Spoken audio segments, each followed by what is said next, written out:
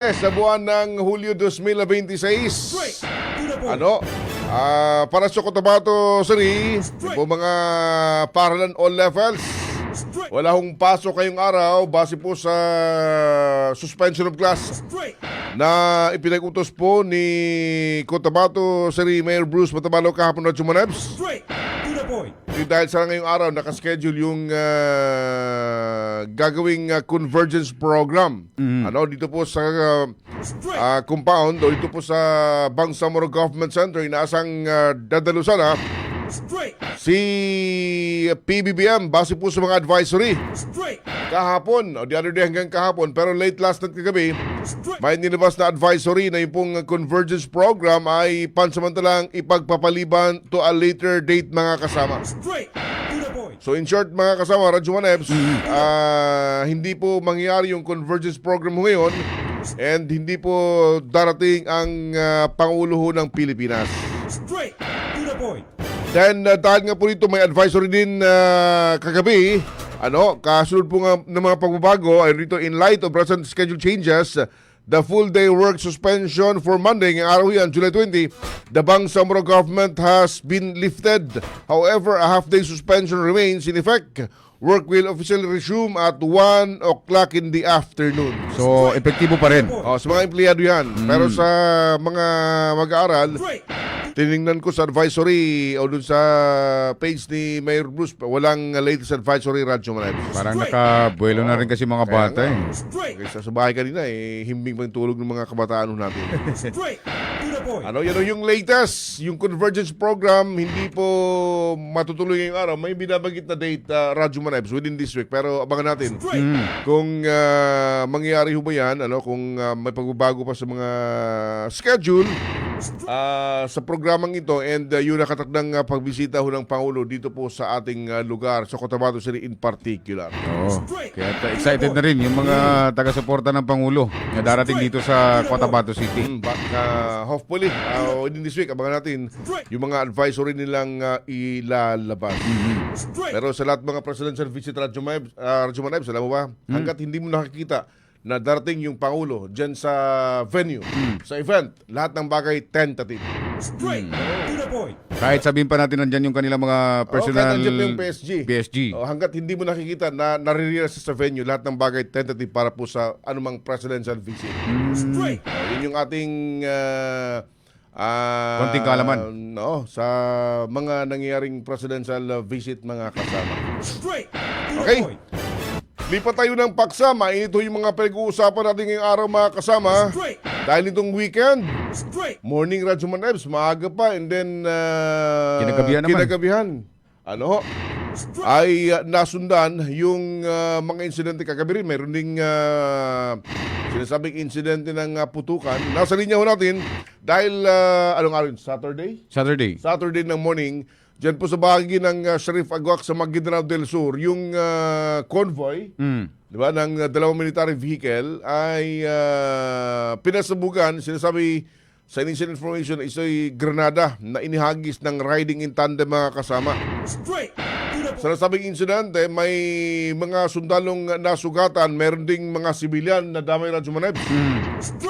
Then kinagabihan dito po, malapit lang sa Cotabato City, kapitbahay lang natin, sa bahay ng Sultan Kudrat.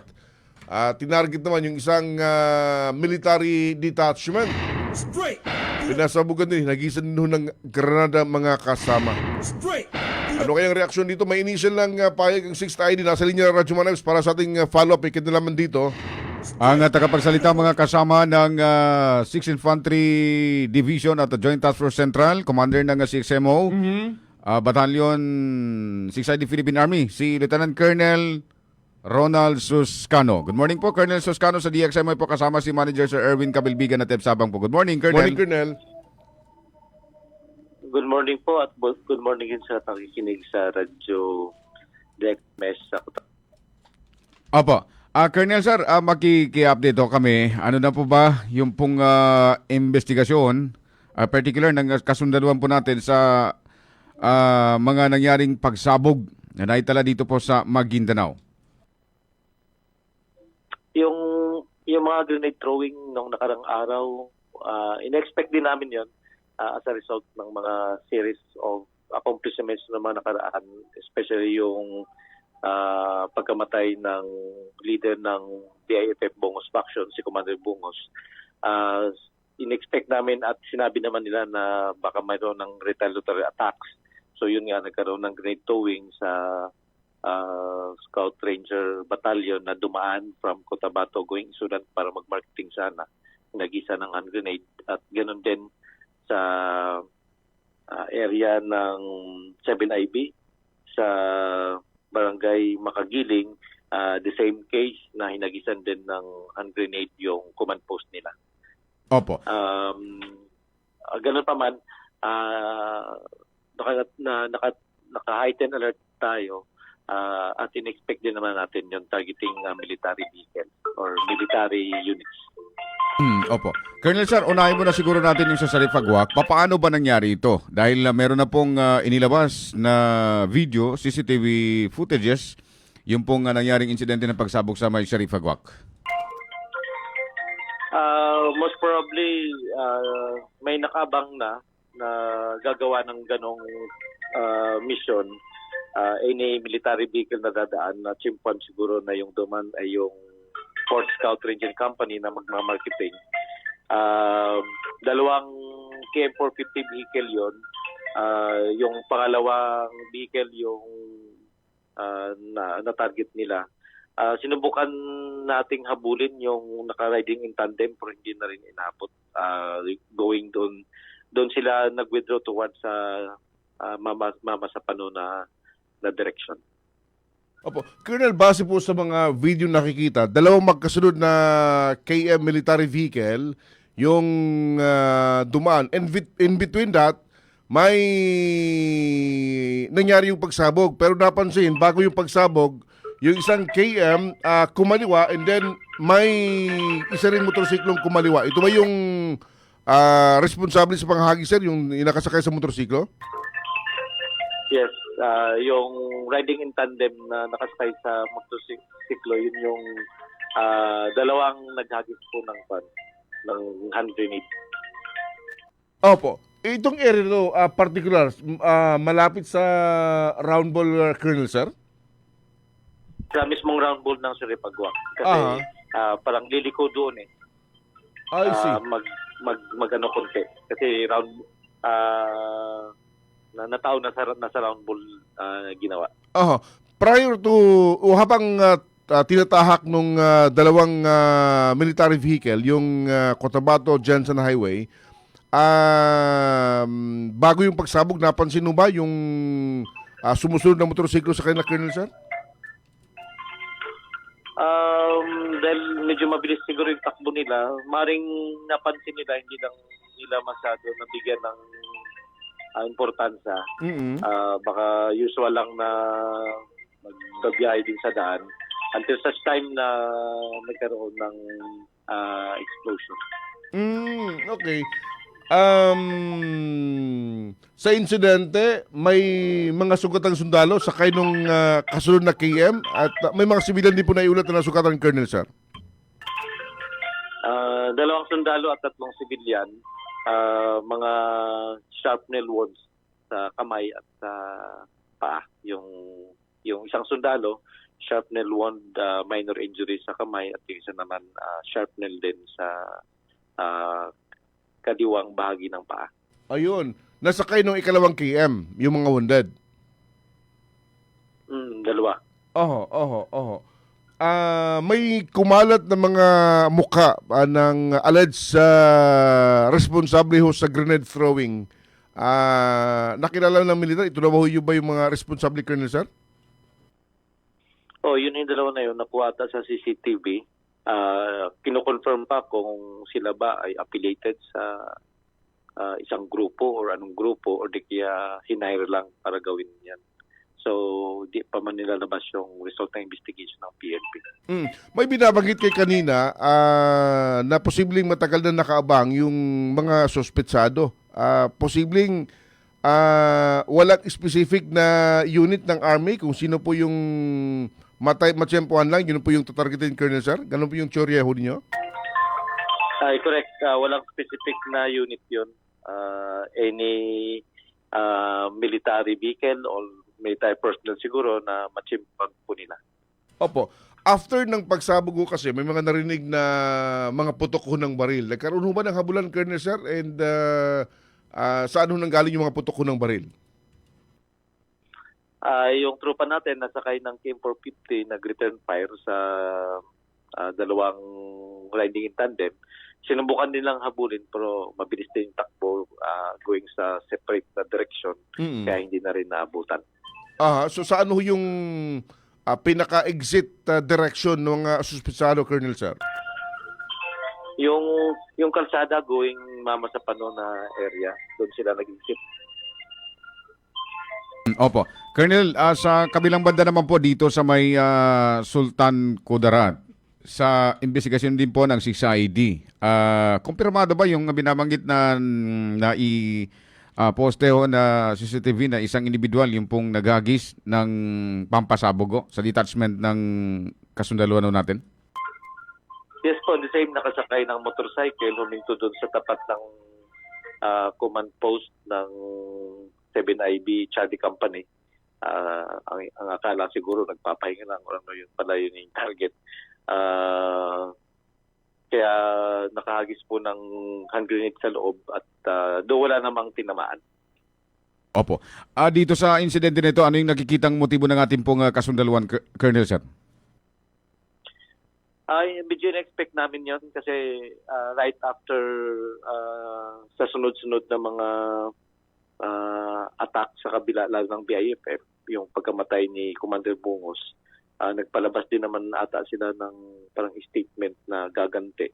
So hindi lang natin alam kung anong specific na mga areas or targets. Siguro ito na yon yung sinasabi nilang retaliatory attack.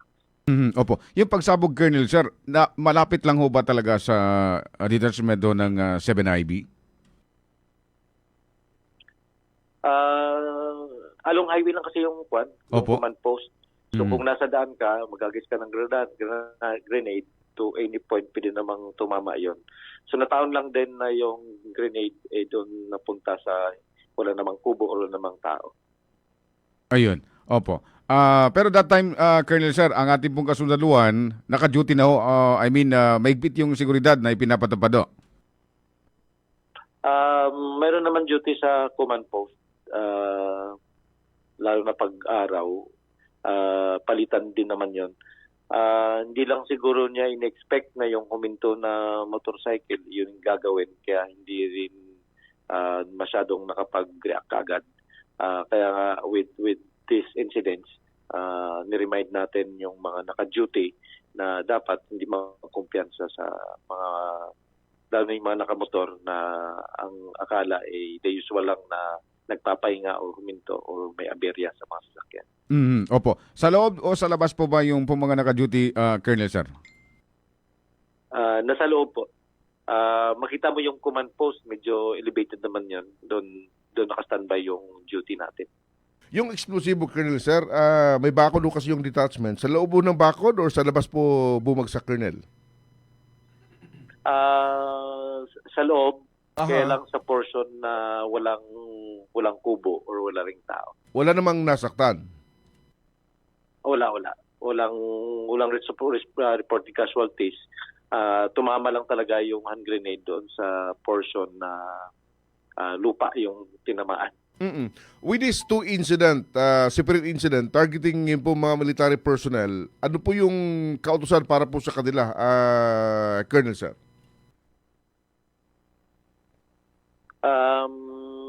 We reminded again our units, our troops to be extra vigilant.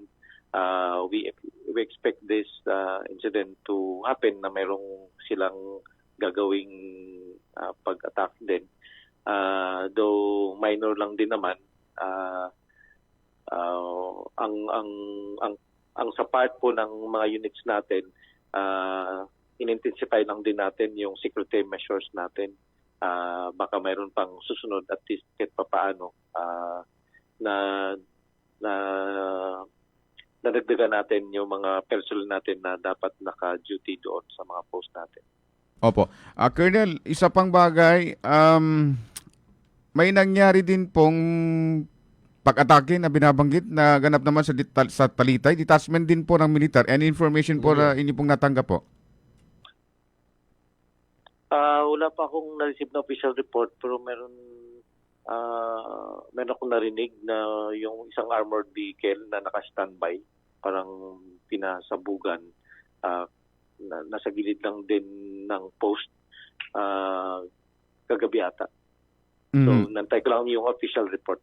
Wala namang sinabing mga casualties. Opo. Yung military vehicle na binabagit na nasa Bugano, nasa detachment lang din po ba o may kalayuan po, Colonel Sam? Nasa gilid lang din po ng detachment yun, naka-standby, ready to respond if ever mayroong mga pangyayari na kailangan yung armored vehicle natin. So naka-standby lang din yun sa gilid ng mga command post. Opo. Sa kabilang banda naman, Colonel, meron din pong nangyaring pagsabog binabanggit sa may Sheriff Saiduna Mustafa. Military din po yung o armored vehicle din po ng military yung pong binabanggit na naging target to. Yun nga, yung armored vehicle na naka-standby sa gilid ng command post. So yan yung sa Sheriff Saiduna? Yes, sa Sheriff Saiduna Mustafa. I see. Opo. So, sa Talitay, wala pa po? Yung sa Talitay, hindi ko pa na-receive officially, pero yung sa Sheriff Saiduna, na naka-receive ako ng report na nagkaroon ng ID explosion doon sa armored vehicle nila na naka-standby po sa gilid ng command post. Ayun. Opo. Sa publiko po natin, Colonel Sir, alam natin yung mga civilian, ito nga, sunod-sunod na yung mga nangyaring mga pag-atake na binabanggit retaliation nung pong mga kumakalaban pa rin no, sa tropa ng pamahalaan. Baka kasi magkaroon ng takot yung civilian at lapitan po yung mga kasundaluhan natin since na meron pong ginagawang mga pagtulong, pagbigay ng ayuda. Ano po yung mga nais pong ipayo ng 6ID sa ating pong mga kababayan? Yung general situation ng 6ID or BARM region natin,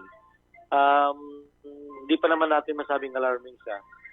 Yung tinatarget lang din naman yung military units or military personnel as retaliatory attack na ng particularly BIFF. Pero hindi naman ganoon ka-significant na yung capability ng local terrorist group po dito para ma-alarm tayo. Rest assured that we're still on top of the situation at we heightened our alert status na for possible attacks pa sa iba pang gagawin nila. This time medyo proactive na tayo. We hope na kung mayroon man silang plano, ma-preempt na natin. Isang bagay pa, Colonel Sir, sa bahagi ng Dato din Sinsuat kagabi o kahapon ng hapon, may information na inkwentro. Meron pa isang pulis na wounded. Information dito nakarating po sa tanggapan po ninyo? Yung ganung incident, wala akong natanggap na report. Yung sa Dato din Sinsuat. Hindi, i-check ko lang muna sa mga reports ko na na-receive ko pala. Ayun. With this incident na nangyari, nito nakalipas ng mga araw hanggang kagabi, ano po yung mensahe na nais yung iparating sa publiko, Colonel Sir? Well, we like to assure the public that our military and PNP is still on top of the situation. Wala po tayong alarm. We're still ready to respond to any incidents na mangyari po in coordination with the Philippine National Police. Ayun. Colonel Suscaro, sir, salamat po ng marami sa oras, information na ibinahagi po sa ating mga tagapakinig ngayong umaga. Again, sir, salamat po ng marami. Good morning po sa inyo. Okay, thank you then. Salamat po, salamat. Lahat ng tanong, straight to the point. Oras mga kasama 6:24, yun po si Lieutenant Colonel Ronald Suscano, ang spokesperson ng 6ID Joint Task Force Central. Sa magkakawalay ng mga insidente, Radyo Manebs, na tinarget yung mga military personnel. Nangyari umaga nung Saturday sa bahagi ng Sheriff Agwak kung saan yung dalawang military vehicle na tinatahak yung Cotabato Jensen Highway sinasabing going to Marketing, Radyo Manebs sa bahagi ng Isulan. Straight to the point. Pagsapit sa may round ball, hinagisa ng granada. Straight to the point. At 2 sundalo, 3 sibilyan po yung mga wounded, mga kasama. Kinagabihan, yung detachment naman sa bahagi ng barangay Makagiling sa bayan ng Sultan Kudarat at sa gilid ng Tulay Radyo Manebs. Kinagisan din ho ng granada, mga kasama. Wala namang naiulat na nasugatan. Ano? Then yung reported incident sa bahagi ng Talitay kagabi, binabanggit military detachment din. Then yung sa bahagi ng Sheriff Saidona, tinarget naman yung isang armored vehicle na nasa gilid ho ng kalsada, mga kasama. So, although hindi pa naman din nakakaalarma ayon sa ating pong militar, ito pong mga nangyaring mga pag-atake sa ating pong mga kasundaluhan. Pero tayo bilang isang sibilyan, hindi naman tayo umahawak ng armas. Wala tayong alam sa sinasabing mga digmaan, mga barilan, ganyan. Talagang matatakot to tayo. Of course, dahil pa yung bahay mo nasa gilid ng malapit sa detachment or either kahit na malayo naman, may mga insidente kasi tulad nung sa Sharif Agwak along the highway. Oo. Pero binabanggit ng militar, naka-heightened alert na ho sila kasunod po ng mga incidenteng ito at yung mga pag-atake iniugnay nila as retaliatory attack, Radyo Manebs. Kasunod ng pagkaka-neutralize sa leader ng BIFF Bungos faction 2 weeks ago. Dito sa bahagi ng Sultan Kudarat, Maguindanao del Norte, mga kasama. Yan yung binabagit ngayon ng militar, ano? Dahil prior sa mga insidente, may mga information silang natanggap na may plano magsigawa ng paghihiganti yung mga kasamahan ng nasawing leader ng BIFF. Kaya't maging vigilante pa rin ang lahat. Kung meron man po mga kainainalang mga individual, agad dong makipag-ugnayan sa ating po mga otoridad para agad din doon silang makapag-responde. Yung kagabi sa bahagi ng Dato rin Sisot, Maguindanao del Norte naman, yung isang pulis na nasugatan, makarang tamaan ng ligaw na bala, nang biglang magkaroon ng palitan ng putok sa pagitan ng magkalabang grupo dyan sa bahagi ng barangay Sibuto, Dato rin Sisot at Maguindanao del Norte. Saan itong Sibuto located? Paakit na. Okay. Base po sa initial impormasyon, report ng PNP, habang ongoing na po yung distribution ng mga relief doon sa mga may naunang insidente na ho kasi may mga siwilyang nagsilikas. Isinasagawa yung relief distribution, samantalang yung PNP naman ng MPS ng DOS nasa lugar para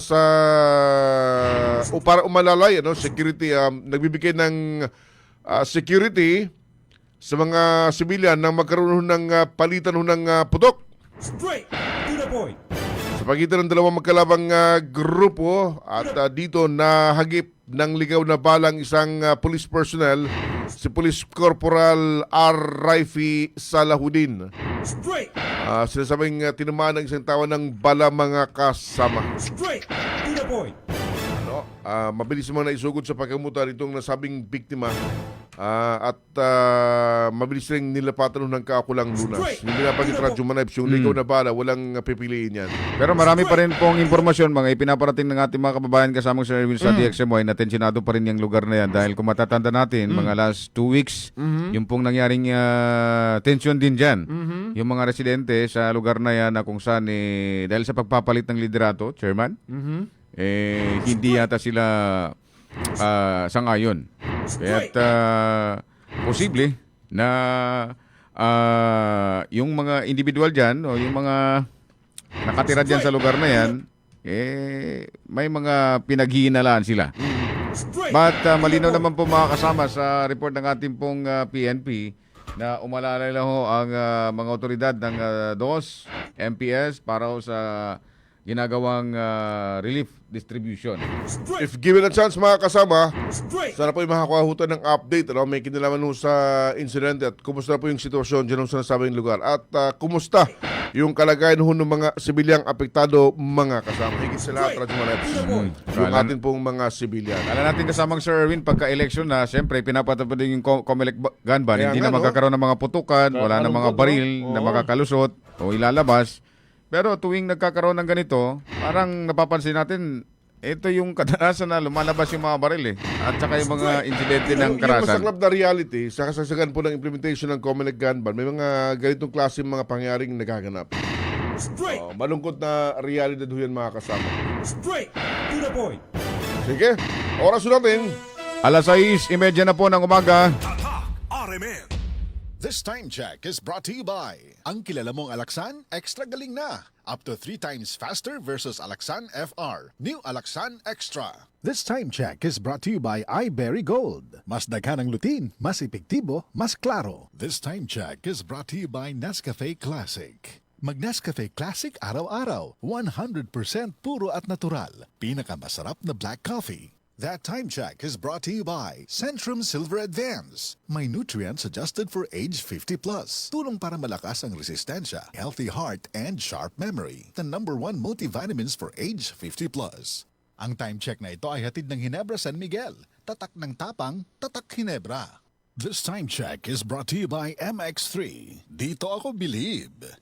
This time check is brought to you by Kidney Care. Likayi ang dialysis o ubang problema sa kidney. Mag-Kidney Care. Magkaiba man tayo ng karanasan, pareho naman ang gusto natin bilang Bangsamoro. Kapayapaan! Trabaho at oportunidad. Mas magandang kinabukasan. Kapag nagsama-sama ang iba't ibang boses, mas lumalawak ang pag-unawa at pagtutulungan. Kaya ang Bangsamoro Federalist Party ay binubuo ng mga dating revolusyonaryo, mga lingkod bayan at ng iba't ibang sektor ng lipunan. Dahil sa pag-angat ng Bangsamoro, dapat lahat kasali. Bangsamoro Federalist Party. PFP for Bangsamoro. Para sa Bangsamoro.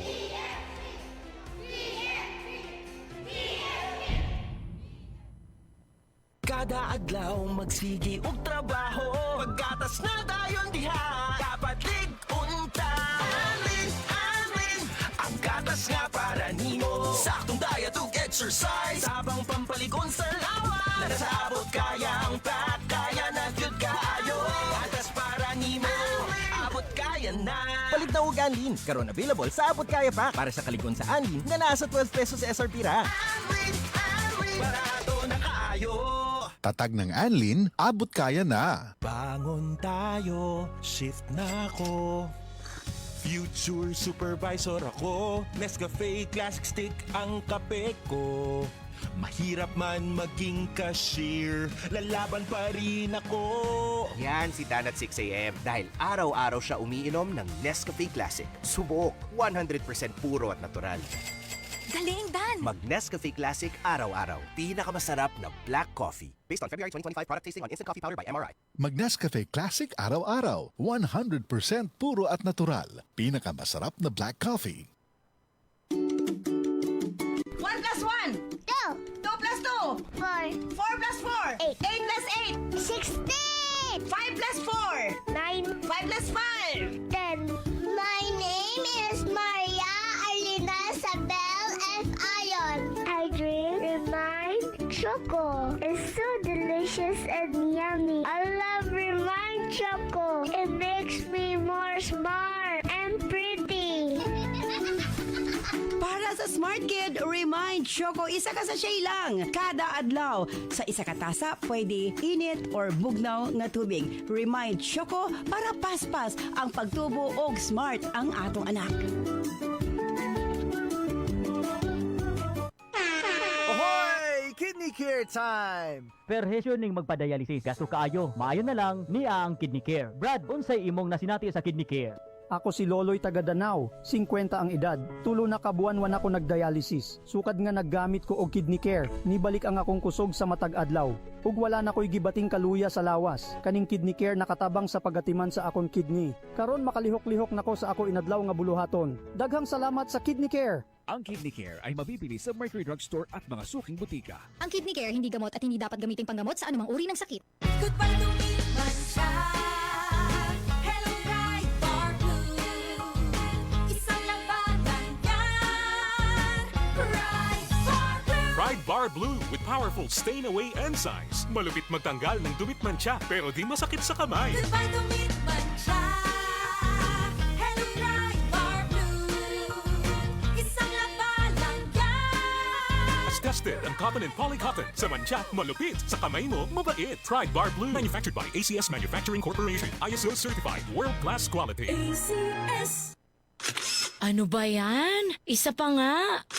Ayoko talaga. Can't get the perfect shot, mga idol. Kulang ba minsan ng confidence pag tinitingnan ng skin sa pictures? Nako, ganyan din ako dati. Parang laging dull ang skin. Kahit anong lighting, kahit anong filter, kulang sa kinang. Buti na lang, gumamit ako ng bagong White Rose Papaya. May double whitening ng papaya extracts and vitamin B3. Clinically proven magpaputi in as early as 7 days with regular use. Papaya puti, papaya fast. Mga idol, eto na ang sagot. Available sa mga grocery stores at supermarkets nationwide. Bili na ng White Rose Papaya. Papaya puti, papaya fast. White Rose Papaya with vitamin B. Manufactured by ACS Manufacturing Corporation. ISO certified. World-class quality. ACS. Sakit galikod ug hawak, ngulngul nga mga kasukasuhan, hawoy nga kaluwasan, aniya na ang Nance Liniment Oil, ang tubag sa mga kasakit. Gama kini sa mga natural na mga elemento sa mga tanom. Maayo kini sa mga adunay arthritis ug rayuma. Pwede sab kini sa mga buros ug mga bata, labi na sa adunay pinakang lamok ug uban pang mga insekto. Dakong tabang usab ang Nance Liniment Oil para sa mga na-stroke ug paralisado aron mas mapadali ang ilang pag-recover. Kinisab ang mga ginagamit sa mga masahista ug mga asawa aron siguradong wagtang ang mga panuhot ug pamugnaw ni Mister. Nance Liniment Oil, sukad kani adto hangtod karon. Mabati ang tinuoray nga haruay nga pamati. Nance Liniment Oil, available sa tanang butika. Radyo mo nationwide. Oras mga kasama, 6:36 ng umaga. RMN. Tuloy mga kasama sa ating programa, Radyo Manabs. Good morning muna. May nagtatanong dito kasama Sir Erwin, si Dato Kaizo Taligaba. Suspended po ba ngayon? Yes. Sa Cotabato City, suspended po ang klase. Pero sa ibang mga lugar, tuloy pa rin. Oo, marami nga nagtanong kagabi, kasama ba kami sa class suspension? Sabi natin pag taga Cotabato City kayo, kasama kayo. Doon sa suspension na nilabas ng alkalde, maaga yung Radyo Manabs, di ba? Saturday pa. Ay naglawas daw siya ng advisory mga kasama. So hanggang ngayon hindi pa rin naglalabas. Hindi naman lifted. Hindi pa rin lifted. Yung sabang-sabang government lang. Yung morning, pero hapon resume sila ng 1:00 ng hapon. Magandang morning kay Quezon. Good morning Sir Erwin and Ebs. Pa-shoutout sa mga referee ng Basketball Association of the Philippines Cotabato City Chapter at mga players ng Baklas. Maraming salamat po. Si Sally Abdul Karim, si John Vincent Samson, good morning. Main Masukat Akan, good morning din po ng Taguig City sa Manila Green Moss. Shoutout sa asawa ko si Hadja Minda Norhain na Pika Akan. At magandang umaga rin kay Mad Zambag, kay Farid Abdul Rahman Impal, good morning. Sherwin Pascua ng Rosa Reds 2, si Eugene Suwan Gamosa, good morning po.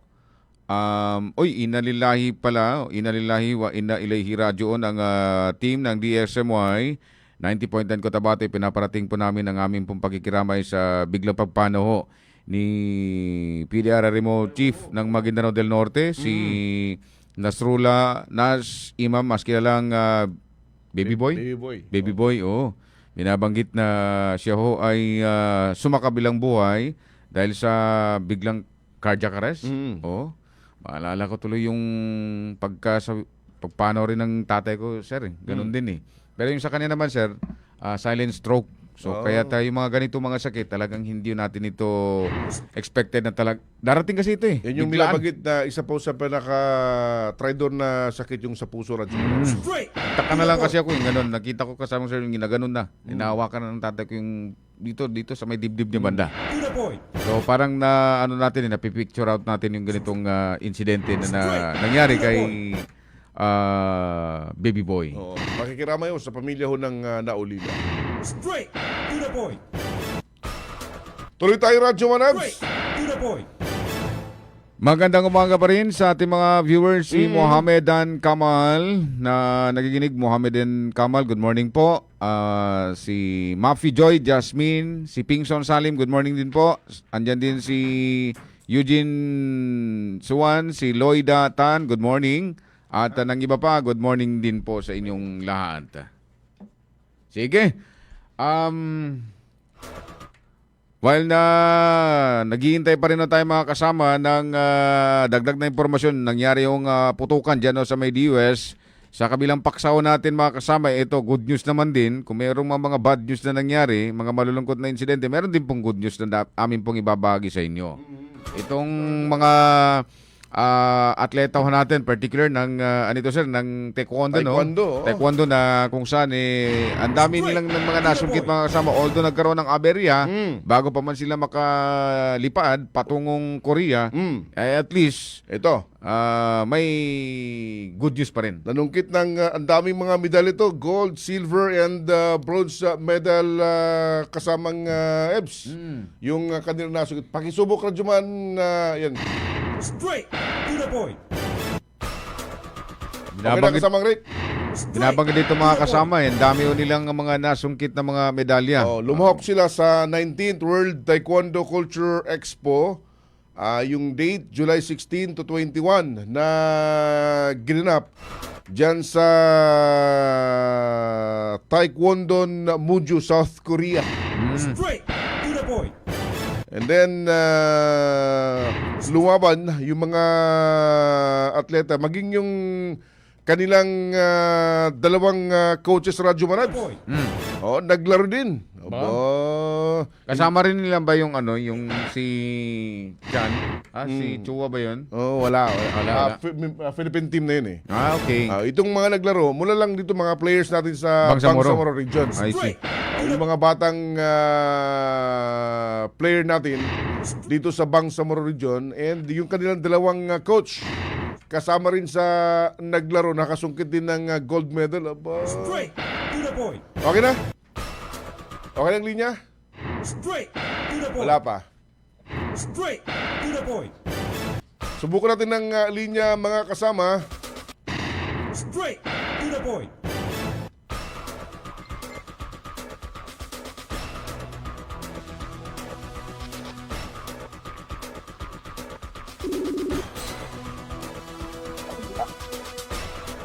Parang pumapasok na sa ating... okay na? Pumapasok na? To the point. Straight to the point.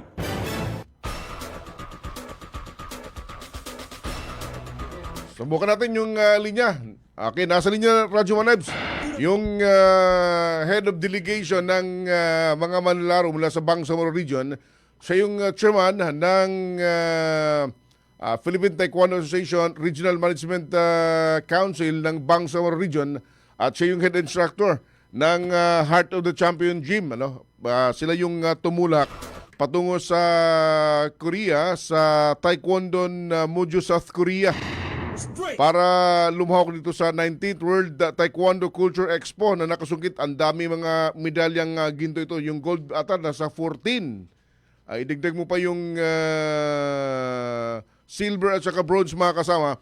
Nasa linya yung kanilang nanguna sa delegasyon ng Bangsamoro Region, Master Byron Bidita sa ating panayam ngayong umaga. Chairman Byron, good morning. Live po kayo sa DXMY. Magandang umaga po sa inyo, sir.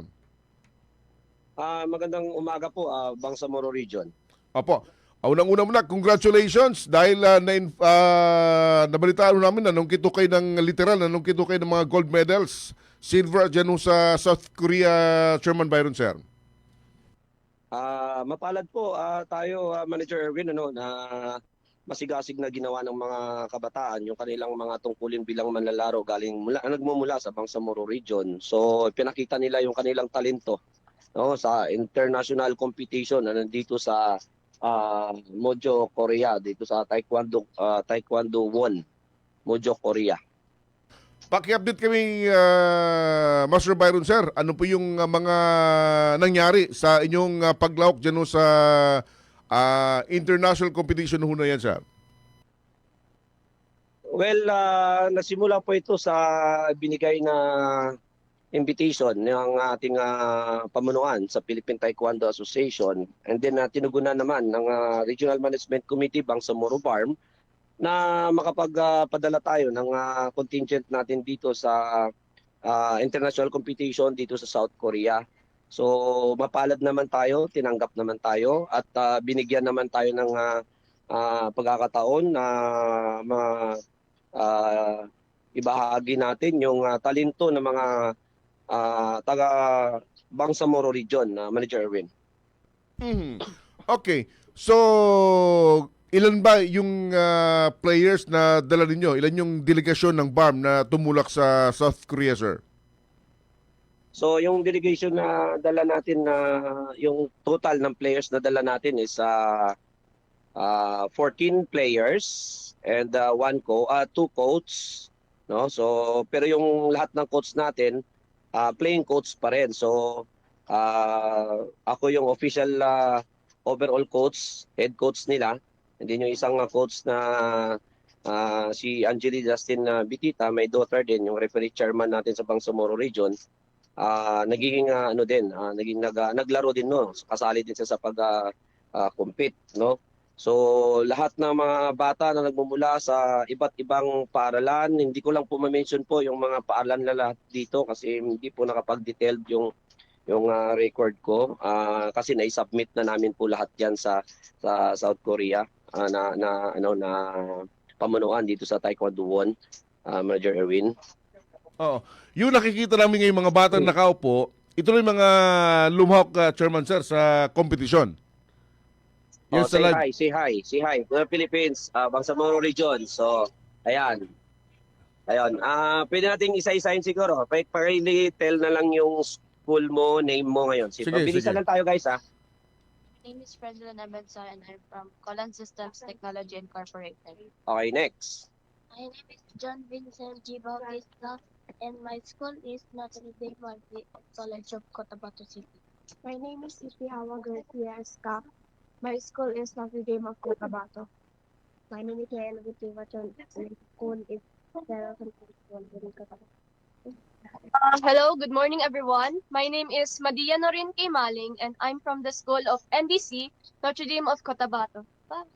Hello everyone, I am Kailin Megan Awong. I'm from Notre Dame Village Central Elementary School. Hello, good morning everyone. I'm Angeli Justine Betita. I'm from Notre Dame RBN Cotabato City. Good morning, ako po si Calix Gabriel B. Giamla. Nag-aaral po ako sa Tepedard. Annyeonghaseyo, I'm Alteo Marie Ong, nag-aaral sa National University of Manila. Hello everyone, my name is Larme M. Basaya. I'm from Armed Regional Science High School. Good day everyone, I am Althea Lorraine J. Watson from Cerro Central School.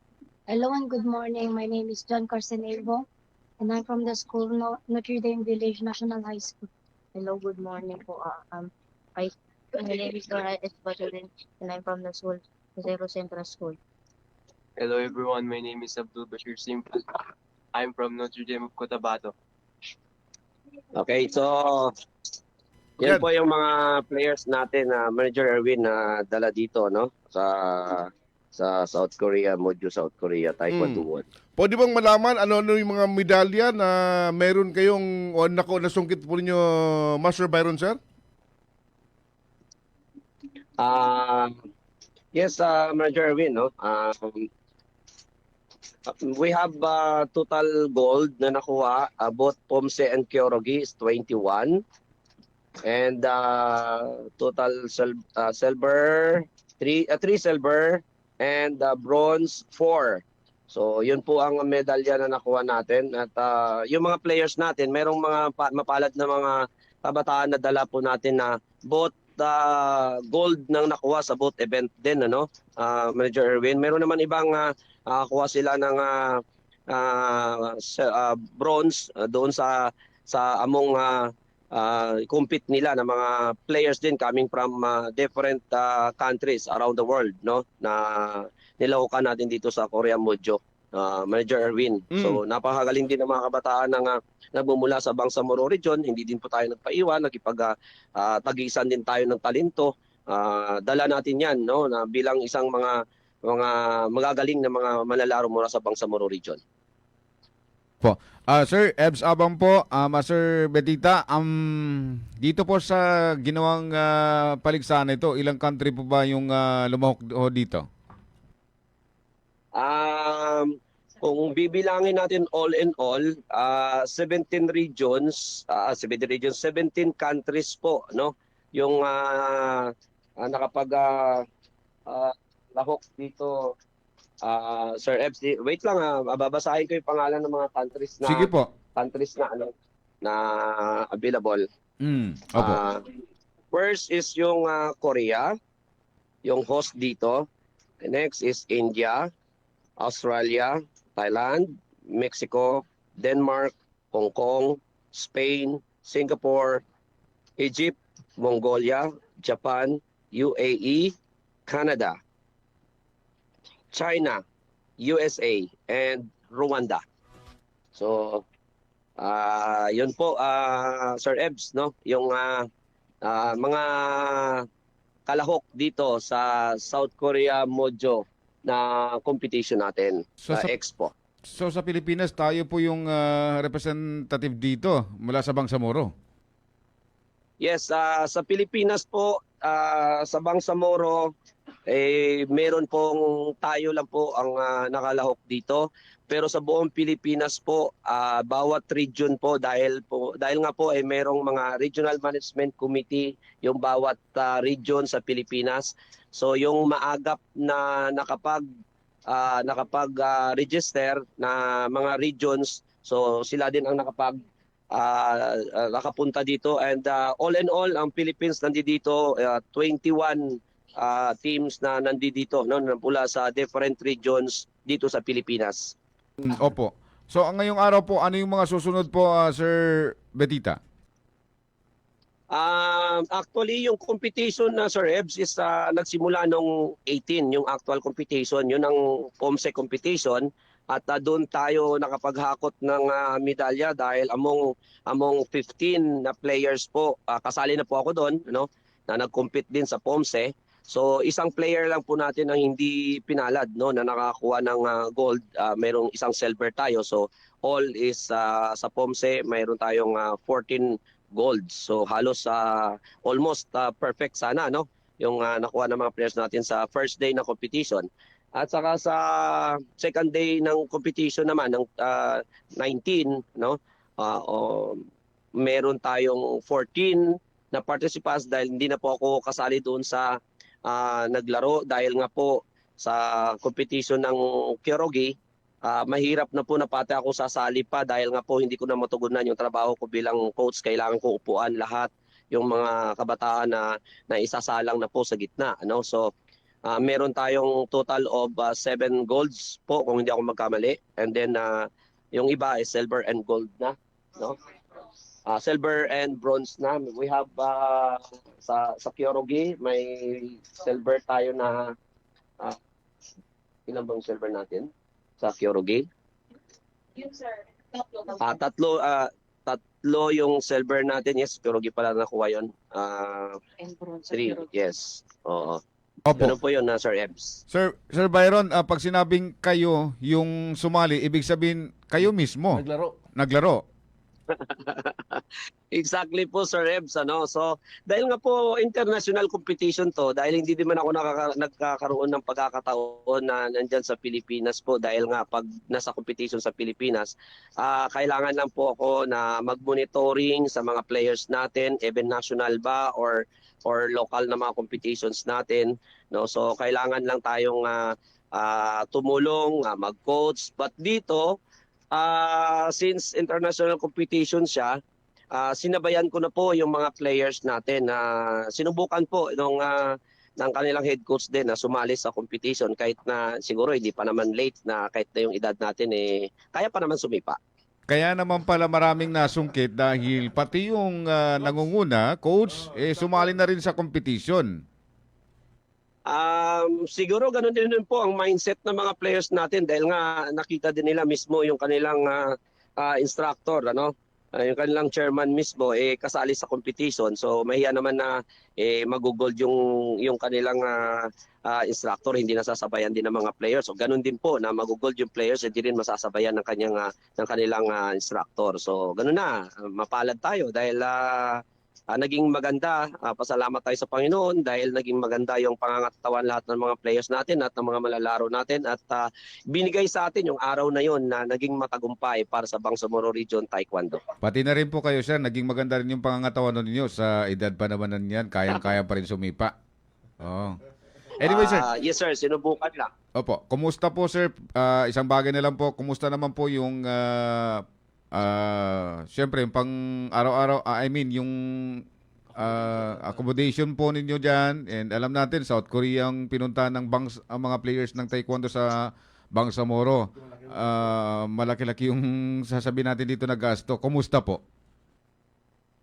Well, so far, yung accommodation naman po based doon sa galaw ng mga host natin dito. So, simula po na entry natin yung team natin dito hanggang nang dumating kami dito sa Mojo, sinundo na po kami doon sa Incheon International Airport. And then papunta dito, lahat na po napakaganda ng accommodation, maganda ng kanilang mga room namin, ang food namin. Natuto lang lahat dito kumain pag umaga, wala talagang rice, vegetarian. Napakaganda po yung experience ng mga kabataan natin nandito dahil enjoy din po sila. Everyday na ginagawa po namin, maliban dun sa mindset na inilalagay natin sa isip ng mga kabataan kung anong purpose natin nandito tayo, anong dapat na objective natin kung bakit nandito tayo ngayon sa Korea. So maliban dun po, nilalagay po na natin sa mindset nila na while performing our duty, kailangan din po na i-enjoy lang din po natin to. With this accomplishment, Chairman Sir, ano po yung mensaheng na issue parating sa mamamayang Bangsamoro na nanonood, sumusuporta sa inyo bilang kinatawan ng Bangsamoro dyan sa nasabing international competition? Well, ang masasabi po natin na sa sambayan ng Bangsamoro, yung hatid po ng Taekwondo para sa mga kabataan ng Bangsamoro Region. Napakaganda po dahil matutunan po natin dito yung discipline, yung art ng martial arts, kung paano tayo yung cultural exchange na ginawa din natin dito sa Mojo. And then yung pagiging mabuting isang manlalaro at magiging isang mabuting leader sa paaralan man, sa bahay man o sa pamilya man. Manager Erwin. Meron ba kayong gustong pasalamatan sa inyong pagpunta dyan, Chairman Sir?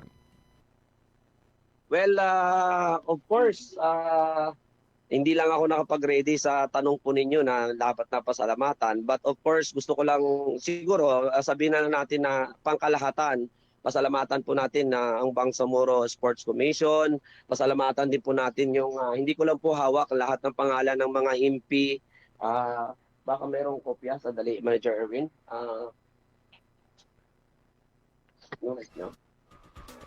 Okay. Sige, sisikapin po namin, baka may makalimutan kami. You try to, dito naman yung mga kasamahan namin. Lahat ng mga nagsuporta sa amin, yung Bangsamoro Sports Commission, MP Mujib Abo, MP Susana Ayatin,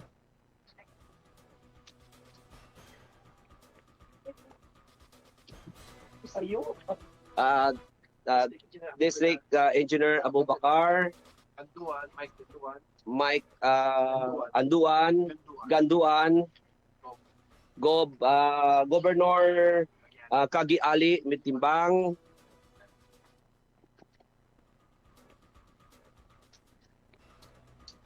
wait, Manager Erwin, may pinapakita yung team ko ng ano. Ulitin ko po, pasunod-sunod.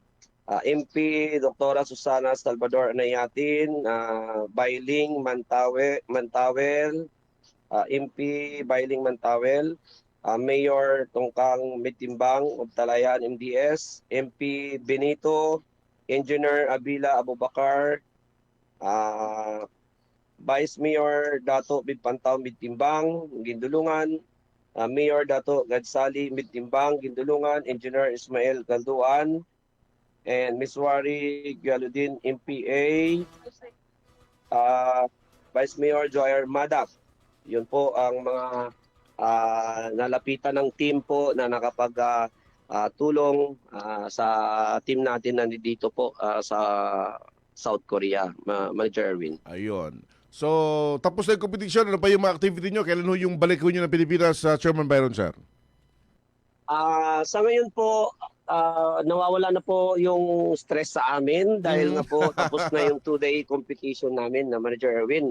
Relax na, okay na po yung aura namin ngayon. Wala nang masyadong galawan kasi nanibago din kami, Manager Erwin. Pag sinabi kasi ng guide namin o interpreter namin at time exactly 8 o'clock kailangan nandyan na kayo sa harapan, dapat nandun na rin kami. Hindi kami pwedeng malate kasi mapag-iwanan po kami ng bus. Wala kaming masasakyan. So on time po talaga. Pag sinabing ganyan na oras, andyan talaga po. Kasi pag hindi, so isa yun sa nagpapahirap din sa amin. Kasi nga, hindi ma-please lahat natin na pag sinabi ng ganito, na hindi talaga ma-perfect yung time natin.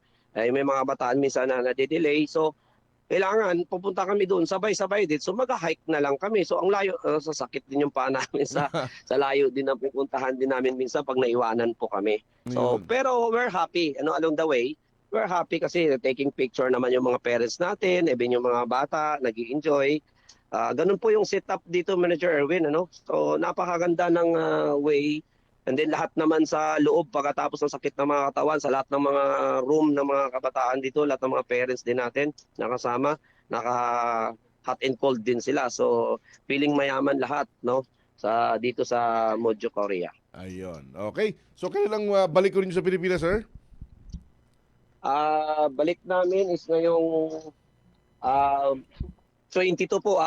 Bukas po, Manager Erwin. Ngayon may tour pa kami. Masyal muna kami. Magtutour muna kami. Yun ang regalo na nakasit up sa amin ngayon.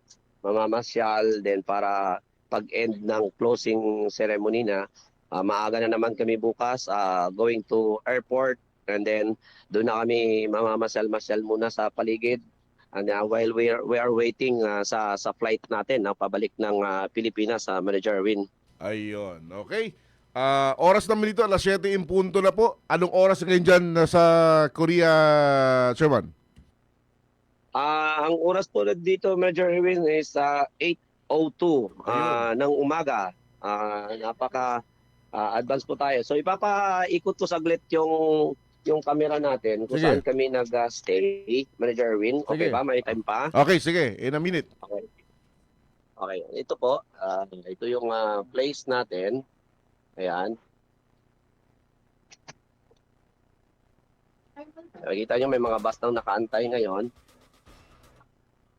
So, napakalawak tong area na to. Ito lahat na nakikita nyo na building ito, ito lahat ang nakahandang mga tulugan sa buong mundo na pumunta po dito, na nakilahok dito sa competition. Itong building na ito lang nakikita ninyo, ito lang yung area ng tulugan. Hindi pa yung area ng mga kainan, hindi pa yung area ng competition, marami pa silang museum na nakalagay. This is designed for a tourist nila para sa paglahok lang ng taekwondo dito sa Korea, Manager Erwin. Ito lang po talaga yung place na ito. Na makikita mo yung mga ito yung tinayo nila na arena din dito sa T1 na home of champions na lahat ng mga gold medalists sa Olympic, makikita mo po yung mga pangalan ng mga katauhan na nandoon po. Sinusubukan ng mga bata na hahanapin yung pangalan ng Pilipinas sa Olympic na wala pang nakikita doon sa taekwondo. Kaya nga masyado tayong pagbutihin pa ang training dahil may mga player din naman tayong ibang nasa national team na. At sino pa kaya ang next na magiging member ng national team ng Bangsamoro region para maybe magiging isa sa magiging kalahok din sa ASEAN or SEA Games ba para maging tulay papunta sa ASEAN hanggang tulay sa papunta sa Olympic, Manager Erwin. Sana nga, we're hoping for that until na hindi pa tayo nagre-retire sa taekwondo. Ayun. Again, Chairman Byron, salamat ng marami sa oras and information na binahagi po sa ating mga taga-Pelik. Congratulations sa Team BARM na lumahok dyan sa international competition sa South Korea, Chairman Sir. Again, salamat, congratulations po sa inyo. Maraming salamat po, Manager Erwin. Maraming salamat po sa bawat pamilya na naiwan dyan ngayon sa suporta at prayers po nila. Maraming salamat po. Salamat. Good morning, Bangsamoro Region. Lahat ng tanong, straight to the point. Si Chairman Byron Betita, mga kasama ng Philippine Taekwondo Association, Regional Management Council ng BARM, at siyempre head instructor at head instructor ng Heart of the Champion Gym. 21 golds, 3 silver, 4 bronze yung kanila nasungkit. So hindi rin nalugi yung pagsuporta ng mga nabanggit ng mga individual. Supporter nila, yung nalapitan na hinga ng international competition, medyo malaki-laki na Jumanet. And then siyempre, yung kalaro o yung isa sa mga participants dito na galing ng Cerro Elementary School. Proud tayo dahil sa Cerro and pangalawa, taga Cotabato City. At maraming salamat din sa Vice Mayor na nagsuporta. Straight to the point. Pagbalik niyan, mas dagdag pang incentive siguro matatanggap. Hopefully, Okay, again, congratulations Team BARM na lumahok dyan sa international competition sa South Korea, mga kasama sa larong Taekwondo, 19th World Taekwondo Culture Expo sa Taekwondo Mujo, South Korea, kung saan nanungkito sila ng 21 golds, 3 silver, and 4 na bronze.